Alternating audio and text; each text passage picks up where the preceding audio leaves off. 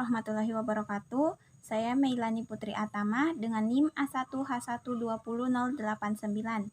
Pada kesempatan kali ini saya akan menjelaskan materi yang berkaitan dengan mata kuliah pengantar pendidikan. Di sini saya akan menjelaskan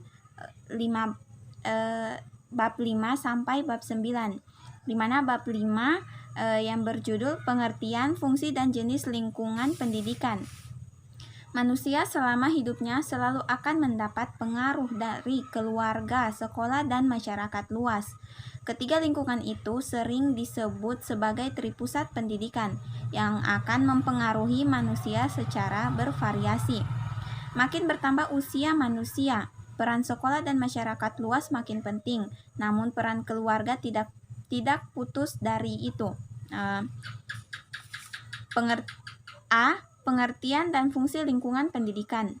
Manusia memiliki sejumlah kemampuan yang dapat dikembangkan melalui pengalaman. Pengalaman itu terjadi karena interaksi manusia dan lingkungannya, baik lingkungan fisik maupun lingkungan sosial. Manusia secara efisien dan efektif. Itulah yang disebut dengan pendidikan. Dan latar tempat berlangsungnya pendidikan itu disebut lingkungan pendidikan, khususnya pada lingkungan utama pendidikan, yakni keluarga, sekolah, dan masyarakat. Menurut Umar Tirtaharja et al. 1990, 39-40. B. Tripusat pendidikan. Manusia sepanjang hidupnya selalu akan menerima pengaruh dari tiga lingkungan pendidikan yang utama, yakni keluarga, sekolah, dan masyarakat. Dan ketiganya disebut tripusat pendidikan. Lingkungan pendidikan yang mula-mula tetapi terpenting adalah keluarga. Pada masyarakat yang masih sederhana dan struktur sosial yang belum kompleks, karya cakrawala anak sebagian besar masih terbatas pada keluarga. C. Pengaruh timbal balik antara tripusat pendidikan terhadap perkembangan peserta didik.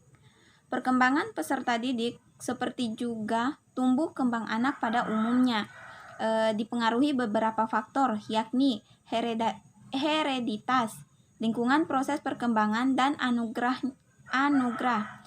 Khusus untuk faktor lingkungan, peranan tripusat pendidikan itulah yang paling menentukan, baik secara sendiri-sendiri ataupun secara bersama-sama. Bab 6. Aliran-aliran pendidikan. Aliran-aliran pendidikan telah dimulai sejak awal hidup manusia, karena setiap manusia atau sekelompok manusia selalu dihadapkan dengan generasi muda, keturunannya yang memerlukan pendidikan yang lebih baik dari orang tuanya. Di dalam berbagai keputusan tentang aliran-aliran klasik maupun dilanjutkan dengan beberapa gerakan baru. Di dalam berbagai kepustakaan tentang aliran-aliran pendidikan, pemikiran-pemikiran tentang pendidikan dimulai dari zaman Yunani kuno sampai kini. Oleh karena itu, bahasa tersebut hanya dibatasi pada beberapa rumpun aliran klasik, pengaruhnya saat ini, dan dua tanggok penting di pendidikan di Indonesia. A. Aliran klasik dan gerakan baru dalam pendidikan. Aliran-aliran klasik yang meliputi aliran-aliran empirisme, nativisme, naturalisme, dan konvergensi merupakan benang-benang merah yang menghubungkan pemikiran-pemikiran pendidikan masa lalu, kini, dan mungkin yang akan datang. Sampai saat ini, aliran-aliran tersebut masih sering digunakan, walaupun pengembangan-pengembangan yang disesuaikan dengan perkembangan zaman. 1. Aliran-aliran klasik dalam pendidikan dan pengaruhnya terhadap pemikiran pendidikan di Indonesia. Perbedaan pendapat tentang faktor dominan dalam perkembangan manusia tersebut menjadi dasar perbedaan pandangan tentang peran pendidikan terhadap manusia melalui dari yang paling pesimis sampai yang paling optimis. di mana pemikiran-pemikiran pendidikan di Indonesia terdapat aliran empirisme, aliran nativisme, aliran naturalisme, aliran konvergensi, dan pengaruh aliran klasik terhadap pemikiran dan praktek pendidikan di Indonesia. 2. Gerakan baru pendidikan dan pengaruhnya terhadap pelaksanaan di Indonesia. Pendidikan sebagai suatu kegiatan yang kompleks membutuhkan penanganan untuk meningkatkan kualitasnya, baik yang bersifat menyeluruh maupun pada beberapa komponen tertentu saja. Gerakan-gerakan baru dalam pendidikan pada umumnya, termasuk yang kedua, yakni upaya peningkatan mutu pendidikan hanya dalam satu atau beberapa komponen saja. Meskipun demikian, sebagai suatu sistem penanganan satu atau beberapa komponen lainnya.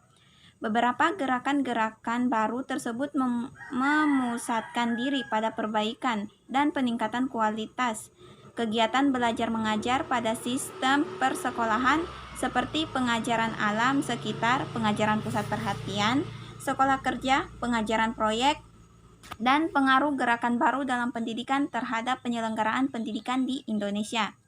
B. 2 aliran pokok pendidikan di Indonesia. 2 aliran pokok pendidikan di Indonesia itu dimaksud adalah pengaruh kebangsaan taman siswa dan ruang pendidikan INS Kayu Taman. Kedua aliran ini dipandang sebagai suatu tanggok pemikiran tentang pendidikan di Indonesia. 1. Pengaruh kebangsaan taman siswa. Pengaruh kebangsaan taman siswa didirikan oleh Ki Hajar Dewantara, lahir 2 Mei 1889 dengan nama Suwardi Suryaningrat pada tanggal 3 Juli 1932 di Yogyakarta, yakni dalam bentuk yayasan. A. Asas dan tujuan Taman Siswa. Perguruan kebangsaan Taman Siswa mempunyai tujuan asas perguruan untuk menghadapi pemerintah kolonial Belanda sekaligus untuk mempertahankan kelangsungan hidup bersifat nasional dan demokrasi. 2. Ruang pendidikan INS Kayu Tanam. Ruang pendidikan INS atau Indonesia Nederlandse School didirikan oleh Muhammad Jaffey, lahir di Matan, Kalimantan Barat tahun 1895 pada tanggal 31 Oktober 1926 di Kayu Tanam, Sumatera Barat. A. Asas dan tujuan ruang pendidikan INS Kayu Tanam. Pada awal didirikan, ruang pendidikan INS mempunyai asas-asas sebagai berikut. Yang pertama, berpikir logis dan rasional. Kedua, keaktifan atau kegiatan. 3. Pendidikan masyarakat. 4. Memperhatikan pembawaan anak. Dan 5. Menentang intelektualisme. B. Usaha-usaha ruang pendidikan INS Kayu Tanam. Beberapa usaha yang dilakukan oleh ruang pendidikan INS Kayu Tanam antara lain menyelenggarakan berbagai jenjang pendidikan, menyiapkan tenaga guru atau pendidikan dan penerbitan majalah anak-anak sendi, serta mencetak buku-buku pelajaran. C. Hasil-hasil yang dicapai ruang pendidikan INS Kayu Tanam. Ruang pendidikan INS Kayu Tanam mengupayakan gagasan-gagasan tentang pendidikan nasional, utamanya pendidikan keterampilan atau kerajinan, beberapa ruang pendidikan atau jenjang prasekolah dan sejumlah alumni. Bab 7. Permasalahan pendidikan. A. Permasalahan pokok pendidikan dan penanggulangannya. Pada dasarnya ada 2 permasalahan pokok pendidikan yang kita hadapi saat ini, yaitu 1. Bagaimana semua warga negara dapat menikmati kesempatan pendidikan. Kedua, bagaimana pendidikan dapat membekali peserta didik dengan keterampilan kerja yang mantap untuk dapat terjun ke dalam kancah kehidupan masyarakat. B. Jenis permasalahan pokok pendidikan. Masalah pokok pendidikan yang menjadi kesepakatan nasional yang perlu diprioritaskan penanggulangannya. Masalah yang dimaksud yaitu 1.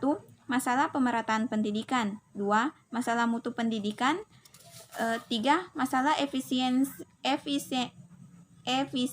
pendidikan, 4. Masalah relevasi pendidikan. C.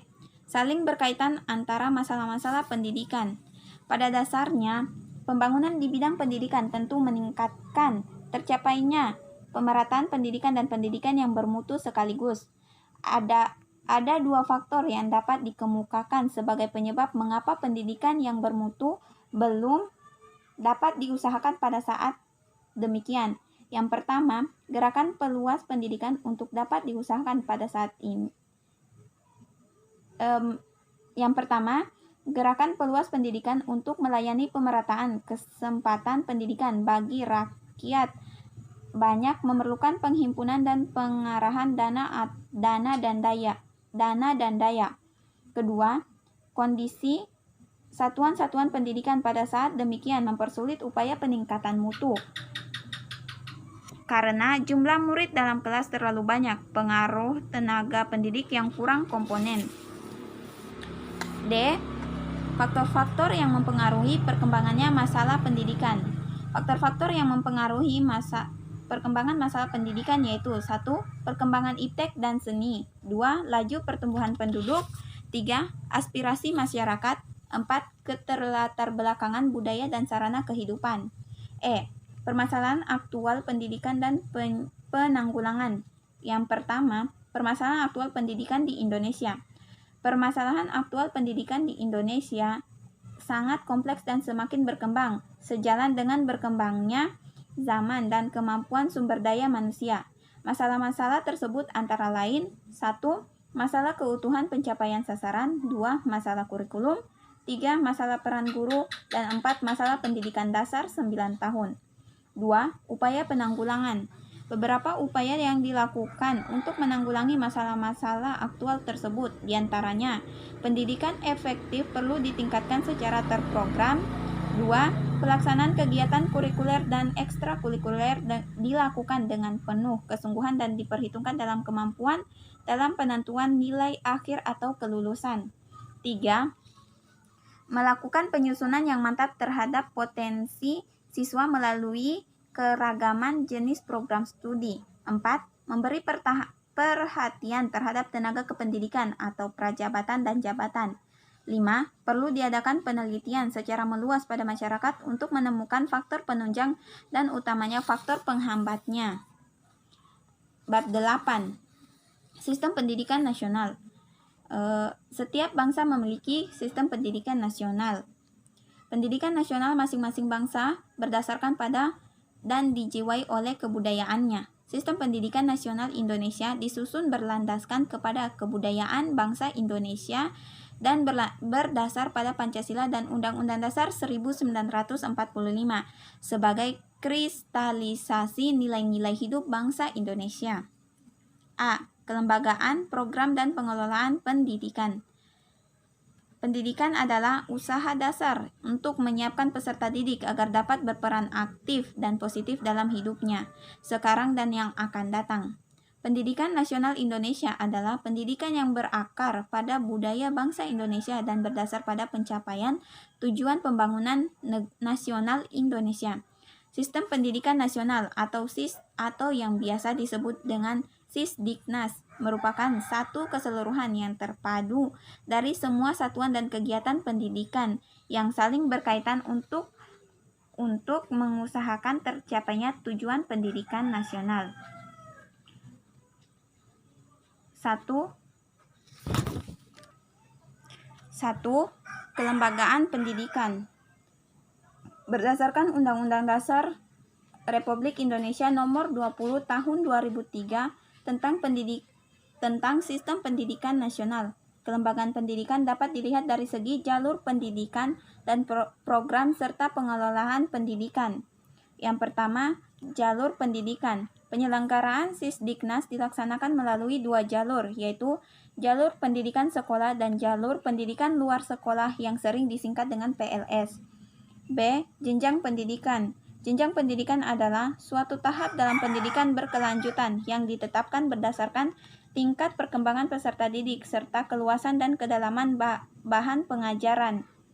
Undang-Undang Republik Indonesia Nomor 20 Tahun 2003, Bab 1, Pasal 1, Ayat 1.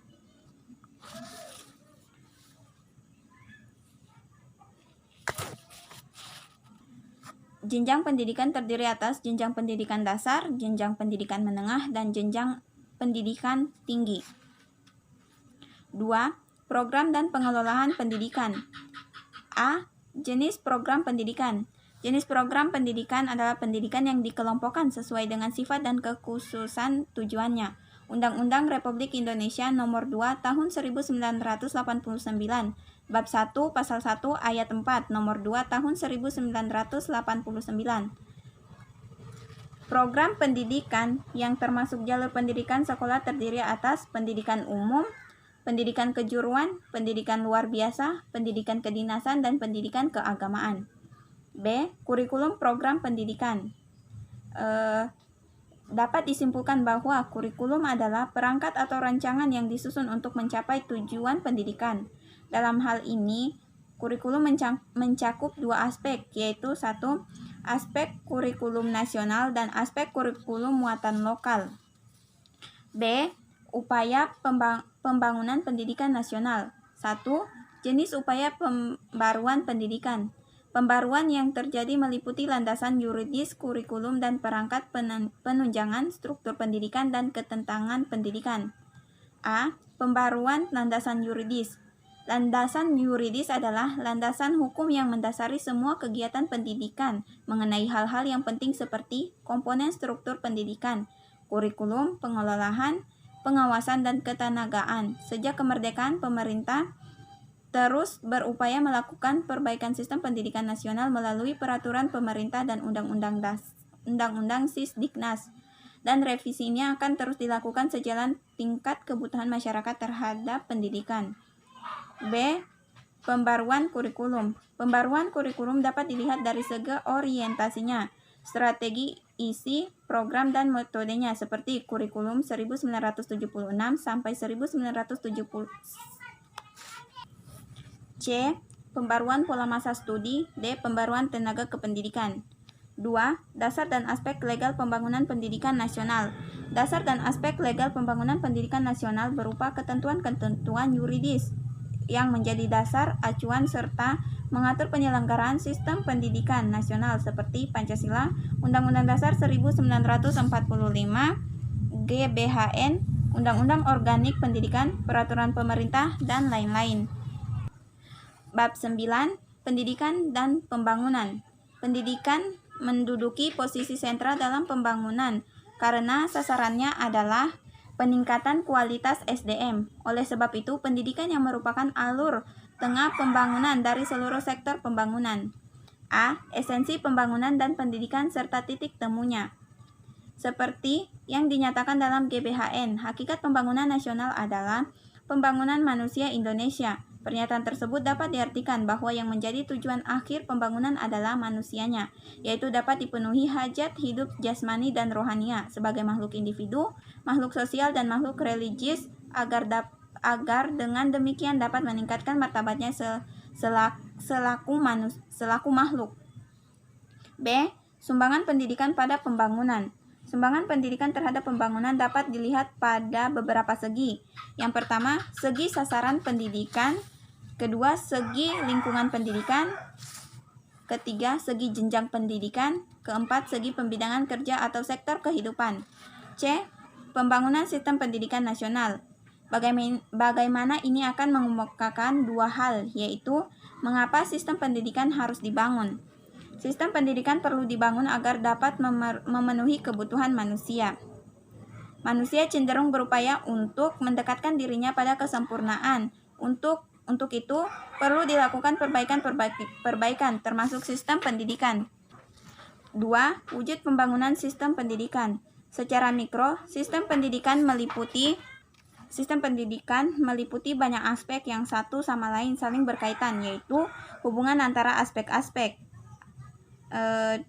Aspek filosofi, keilmuan, dan yuridis menjadi alasan bagi aspek-aspek lain karena memberikan arahan pada aspek-aspek lainnya.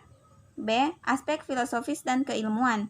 Aspek filosofis berupa penggarapan tujuan pendidikan nasional, rumusan tujuan pendidikan nasional yang tentunya memberikan peluang bagi pengembangan hakikat manusia yang kodrati yang berarti pula bersifat wajar. Bagi kita pengembangan sifat kodrati manusia yaitu paralel dengan jiwa Pancasila. C. Aspek yuridis. D. Aspek struktur dan E. Aspek kurikulum. Sekian dari saya. Wassalamualaikum warahmatullahi wabarakatuh.